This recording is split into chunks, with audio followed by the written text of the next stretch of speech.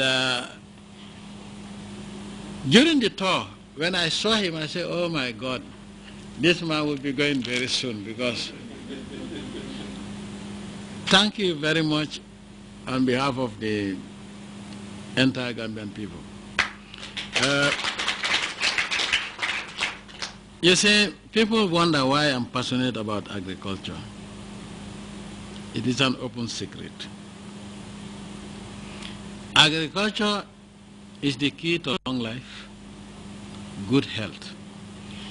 If agriculture is doing very well, you'll have less health problems, you'll have less problems of development, and the country would prosper. There is no way this country can develop, any sector can develop without agriculture. Imagine a hungry fuller looking after cattle and is hungry, and he cannot also milk the cows. He will end up stealing one of it and selling it for food. Imagine a hungry teacher, a sailor or in the sea. They cannot catch even the crabs to eat raw, and there's no food. They will come back, then there will be no fish. Imagine a Jola who is hungry. The eyesight wouldn't be good. He cannot climb to get to that thing that sailors want, early hours of the morning, and manjagos and silver, you know what I'm talking about, the golf course, Fajara golf course, that morning thing. Without food, nothing would work. Imagine a hungry doctor who's supposed to do a surgical operation and is hungry. So, you joke with agriculture, you are joking with life. You are joking with human existence. And that is why agriculture is very important. Tell me one thing you can do without eating for 3 days. Tell me. Even praying, you cannot.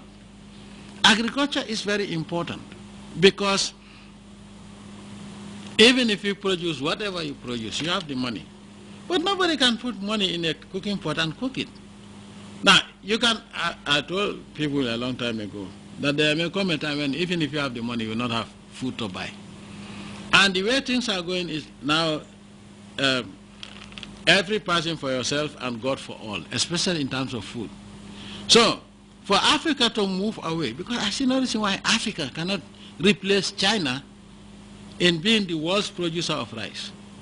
You look at DRC alone, you look at Cote d'Ivoire, you look at Guinea, you look at Ghana, you look at Liberia, Sierra Leone alone, in terms of rainfall and the amount of land that is available for rice production, Africa shouldn't, I see no reason why Africa should not have been the breadbasket of the whole world. Unfortunately, you go to, and people think that mechanization alone is this, there is a limit to what the mechanization can do, where mechanical equipment can do. There must be a human touch to agriculture, because this is how God fashioned it.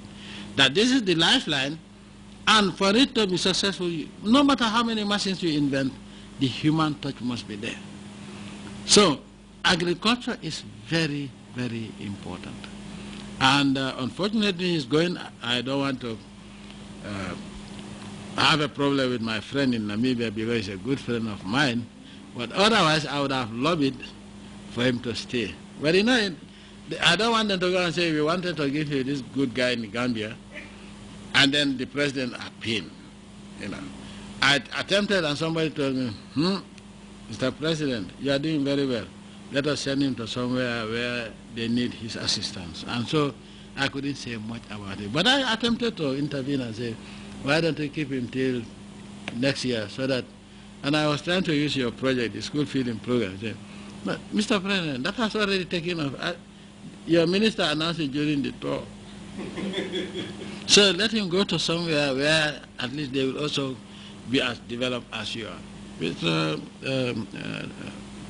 Ahmed, thank you very much for what you have done. We are very, very grateful. And I think all Africans in the diaspora working for international organizations should emulate you. If they emulate you, I think people would start respecting Africans. There's also one thing that you have been, which has been a major part of your activity, especially in Africa, is very important. Always go and see for yourself. Any project, if you can go and see for yourself, is very important, because I remember before Solomon came, one of the things, one reason why they always took your project seriously, because they don't know when you will go on tour. And they, oh, this FAO guy is always going around.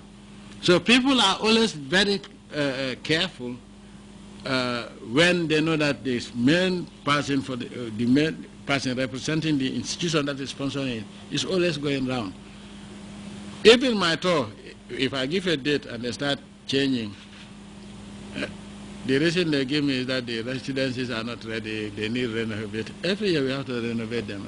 Then I understand that there is something they want to tidy up. But in some cases also they overlook certain areas, like the first project we visited, is it German? They overlooked that.